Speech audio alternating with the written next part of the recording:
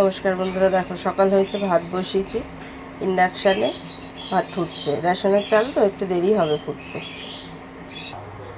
এদিকে বসিয়ে দিয়েছি ডাল, আর ভেতরে একটা ডিম দিয়েছি, সিদ্ধ হচ্ছে। আজকে টকের ডাল আর ডিম রান্না করব। দেখি বাজারে কিছুটা ঢেঁড়সও রয়েছে, এদিকে দেখতে পাচ্ছি দুটো আম, কিছু রয়েছে বিনস, কিছু টমেটো আর দুটো রাঙালু। কী দিয়ে কি রান্না করবো কি জানি। ডিমটা ফেটে সব বেরিয়ে গেছে, বাবা, ডিম ফেটে বেরিয়ে গেছে সব। এই দেখো বিছানাটার কি অবস্থা, বিছানা গাছানো হয়।